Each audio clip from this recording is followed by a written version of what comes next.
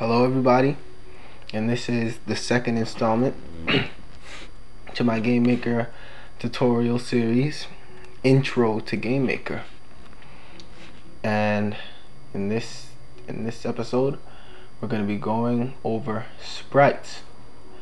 The many things that you can do with your sprites, all the effects and stuff that all the cool effects and stuff that Game Maker has that allows you to make your sprites look that much better.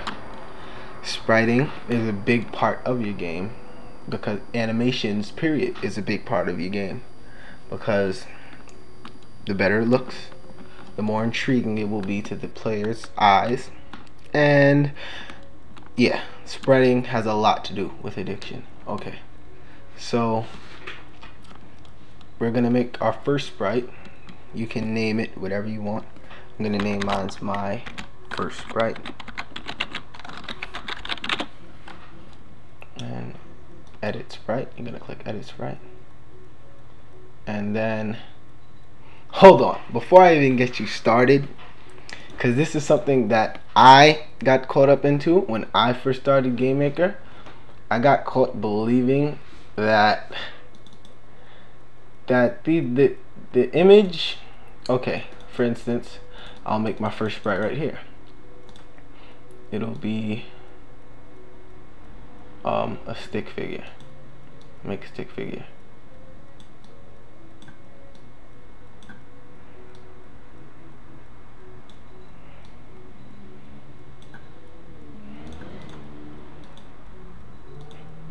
Transparent, yes. And then you're gonna create a room object, name the object player. Set this right. You know what? That's not even necessary yet. I'm not even gonna save that. Delete that. Okay, my first sprite. I got caught believing that you had to make a sprite for every single frame when I first got into Game Maker, but no, it's not true. If you want to animate your sprites, you just click edit, add empty, and then you can make a second frame, making the sprite look different. Show preview, and now it shows how my sprite is animated. Every sprite has a width, height, and sub images. Right now the sprite has 2 sub images and it's going through 2 frames at 30 frames per second. This is easy to change how many frames per second you want your sprite to go at. You just slow it down or you can speed it up. And now we're gonna go over what you can do to your sprite. The effects in Game Maker. We have mirror horizontally, which will just mirror. Yeah, it's actually what it does. It just mirrors your sprite to the opposite way. Mirror vertically, which flips it. And we have shift. Shift the image horizontal 3, and then that just moves the image over. And rotation, which flips your sprite. You can rotate clockwise, counterclockwise, rotate 180 degrees, which is also like flip vertically.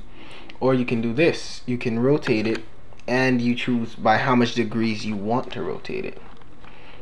I'm not really a big fan of this because it really does mess up the quality of your sprites. Yeah, see, my sprite looks really disgusting now, so I don't really use that function a lot. And this is used to resize the canvas, just in case you want to put more into your sprite.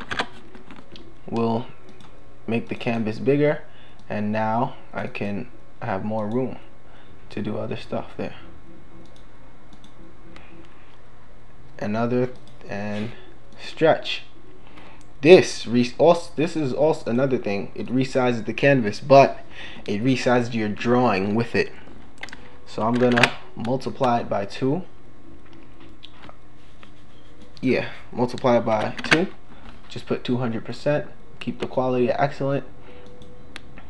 and yeah, it just stretches out the whole object. And it has a variety of qualities here. And at poor quality, let's see what poor quality will look like. It looks the same because your sprite is not textured or anything.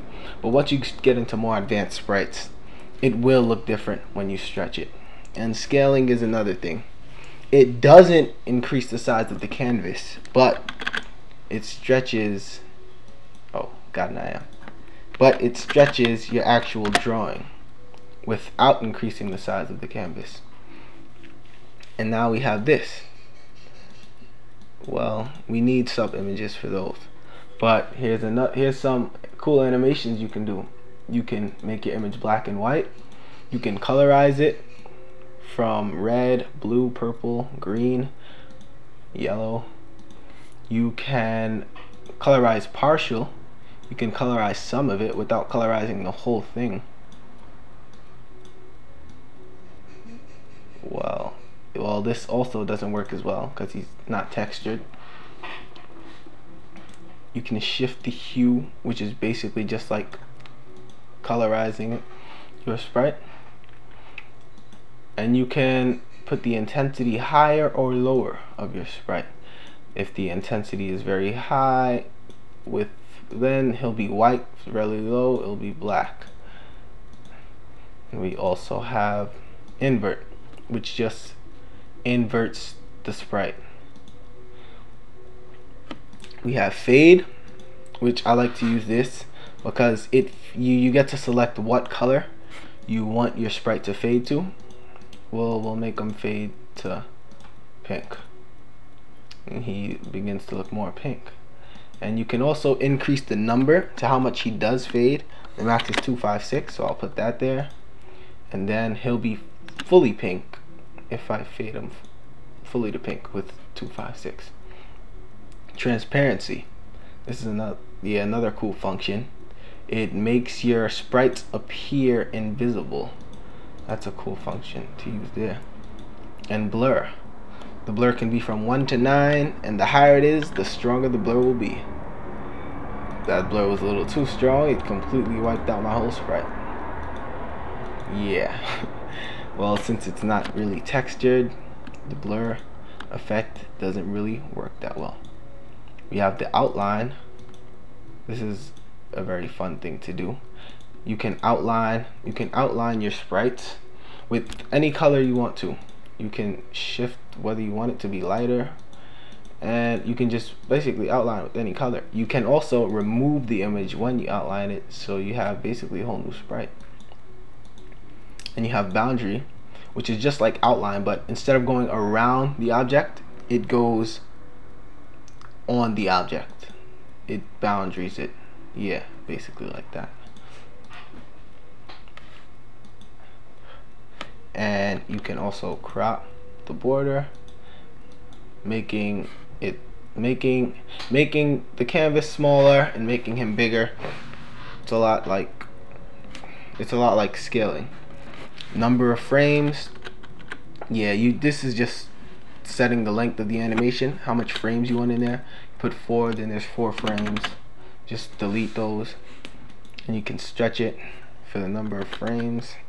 45. Yeah, 45 frames. Delete all those. Sorry about that. Didn't mean to do it. It'll take quite a while deleting all of these. And you can reverse. Well, if I was to have another frame and I reverse them, those two would just switch. Add reverse, and you reverse it. Add a second frame to it. Add a second set of frames to it. Translation sequence. Number of frames 6. Horizontal 1. Yeah, it has 6 frames, and the second one is horizontal.